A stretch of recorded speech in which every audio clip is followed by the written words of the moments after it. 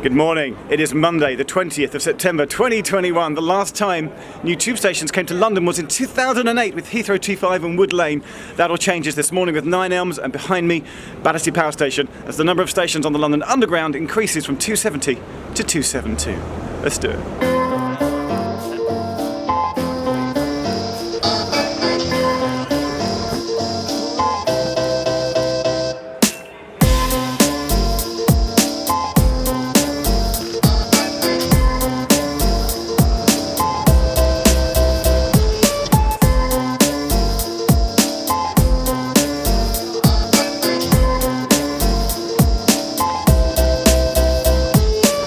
So as suspected, we've got two trains stable here overnight, so there's one on that platform, and then there's one on that platform, and that's going to be our train.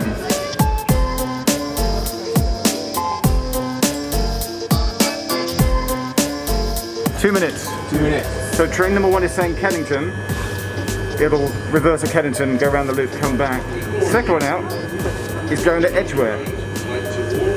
I don't know if it's going up the Charing Cross branch or the Bank branch, but second train definitely Edgware. Let's go.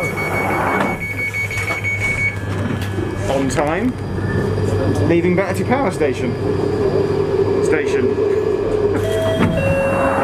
Here we are. 9 Elms Station. So this train will now reverse around the loop, which means about 100 people or so have all got to go over the steps and go to the southbound platform and pick up the same train. Also, Neil, I can't take all the credit. adaptation of what, sorry? McKnight Calfer's 1932 work for the Arnold Road extension of the Piccadilly line, brought up to date. Are you giving these out for free? I've got a limited number. We're all going to head over to the southbound platform. While we do that, this morning is Monday, but I was actually sneakily here last Thursday. There was a press trip, so I have already seen the new station. So here's a quick rewind as we wait for our southbound train of everything that happened last Thursday. So this is the Thursday before the Monday when it really opened, so we've gone back in time slightly. There's a press event, but we're just retrospectively going back in time, and I think we're going for a trip through the gate line, down the escalators, onto a train. Escalator going down onto the platform. That is super wide platform, island configuration. Reminds me a little bit of Canary Wharf. No big roundels though, just little small roundels to the side. Battersea Power Station, look at it, in 12 minutes, I think that's our train. Oh my, we're at 9 Elms. Is that Phil? Oh, Phil's here. Wave hi, Phil. Thanks. Lift is there. So if that's west and east, or should it be south and north? I think they might define it as southbound and northbound. So the lift is on the north end of the southbound platform. There's a crossover passage here as well. Chris is here from District Dave. Ian Visits is here. What have you boys spotted? What's going on? I spotted a white label covering something just on this. Brand new, unused. What's it covering up? It seems to say overground for outside outside interchange. I dare you to unpeel it. It's very smart, isn't it? Very snazzy, isn't it? Yeah. Kind of reminds me of the Jubilee line a bit. Yeah, it does, yeah, just without the platform edge doors.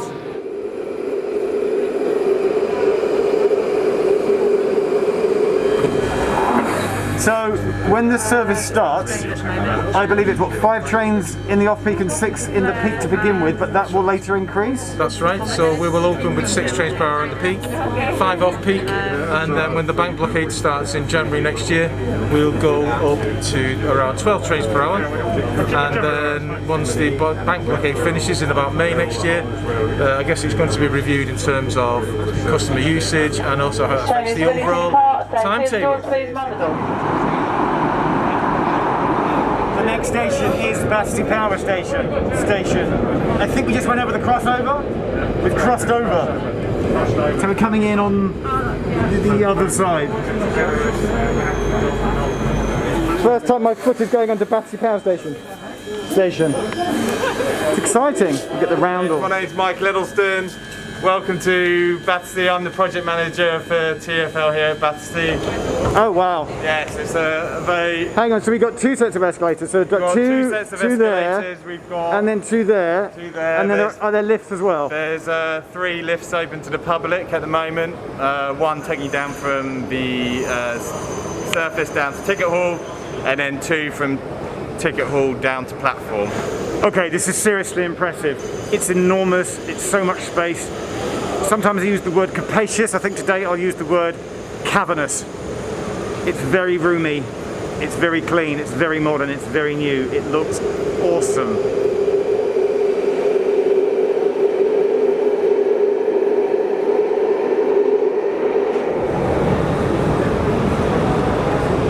It's the outside world. Out here, we're on Battersea's land. Say in 10-15 years time, the only thing that you'll see of the tube station is our Eastern Head house. Around us will have high rise, and obviously at the back there we've got the iconic phase 2, which is the power station itself. As you can see, if you look behind you, you can see smoke coming out of the chimney. So that is part of one of their biomass boilers down at basement level that is generating electricity for the residents and the commercial. TfL, I'm actually sorry I'm have to do this, but we have to rename Battersea Power Station to Battersea Power Station Station. I'm sorry.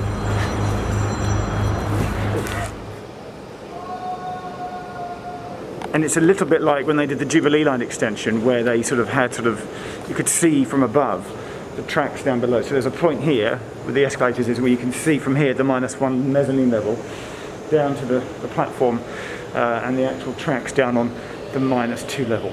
It's huge. Battersea Power Station is huge. Loving it. I always maintain, if you want to know the real information in the world, talk to the nice staff that actually have to work here. Have told me that this area here, this will be a retail unit, that'll be like a coffee shop. But instead of it being like a chain coffee shop, they're trying to look to have like independent coffee shops or independent shops. And then down the back down there, there may in a few years' time be another exit out to the street, out to the shopping centre up in Battersea. So there will be more escalators built and another way out, a second way out, rather than the one than there is at the moment. Guys, top info. So the Northern Line, we all know, is already pretty much computer driven, TBTC, is that correct? It is, yeah. So how easy or complicated is it to add in a new bit of automatically driven section to the Northern Line? What did you have to do? So we run 2nd gen on the existing Northern Line. That's effectively obsolete now. The modern stuff is 3rd generation, the Thales TBTC system. We had to integrate the 3rd gen with the 2nd gen, so you had things like dual speed input-output things. At Kennington, you've got a very complicated interface which doesn't exist anywhere else. Because 4LM lines have 3rd gen, we have 2nd gen, no one else has the two together. And yes, very complicated for sure. Just back on the platforms, I was hoping there might be a tube map up today. There's not, but there are, as you can see there, reverse here. There are line diagrams, which is what you would expect. And I've just noticed at places like here, Tottenham Court Road, there's a little white sticker coming up, a little tiny patch of purple. Obviously ready to unpeel to say Liz Perp. That one, you know the one. It's there, ready, I'm waiting. And having just said there are no tube maps up, I then came up back to the concourse to discover that they've just arrived on site. And the tube maps are now up. It's very real. The little line is there, the extension is here. The Northern Line extension to Battersea is open.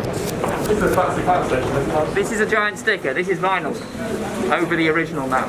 In the old days it would have been like enamel metal, right? Yes, somebody would have come along with a bit of metal and screwed it on with the new map on probably. Just a vinyl sticker, so that if there are any mistakes they can be easily rectified, Yes, is that correct? very useful. Yes, that, yes, to be able to if there are any rectify mistakes. If yes. any were to happen. If any were to happen. Under those unexpected circumstances.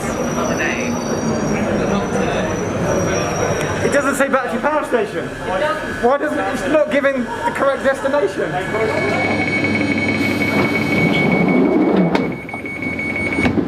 So leaving Kennington, and we're now on the first train into 9 Elms. It's true.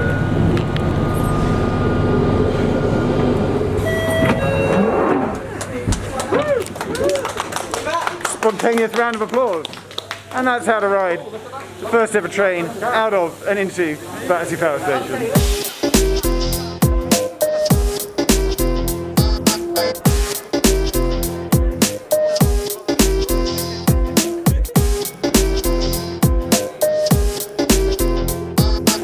272 tube stations. It is exciting, right? It's a fantastic day, Jeff. I was here at 5 o'clock this morning. There were about 150 people outside the station, many of whom were local residents, many of whom were enthusiasts. And the atmosphere on the first train, 0528 this morning, was brilliant. And it's just a wonderful day to see these new stations and this new line extension open. That's it. Short and sweet. Thanks, Andy. Brilliant. Bye. Nice to see you. Okay. I'm going for the jaunty angle, so I've got my poster from Neil. Thanks, Neil. It's Neil with the replica poster. Answer my own question, because I spoke to someone. Trains from here, because they join the Step Plate Junction at Kennington Loop, can only go up the Charing Cross branch. So yes, the map is correct. It's interesting how on the inline carriage diagram it shows there is a dotted line temporary service, but on the tube map it's solid line and the dotted line isn't there. So that's interesting. A lot of people are asking, will they ever split the Northern Line into two? Maybe. It's still all one line at the moment, albeit sort of running in two separate branches. Also, people asking about Tube Challenge. Yes, in effect it does reset the record to 272 stations. However, because COVID, Heathrow Terminal 4 station currently temporarily closed, so no record attempts taking place at the moment, and I'm not doing it anyway. So, but we'll see. But yeah, oh, and apparently the mayor's turning up.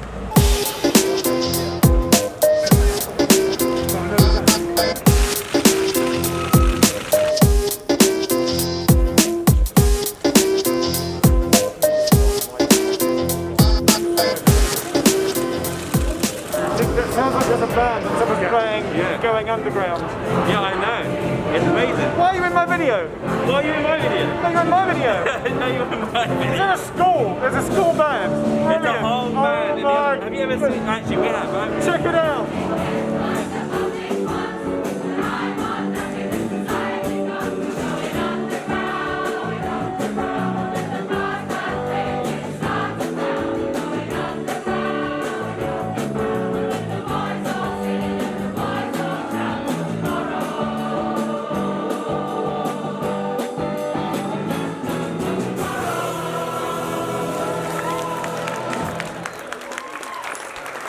And that is 9 Elms and Battersea Power Station, now open.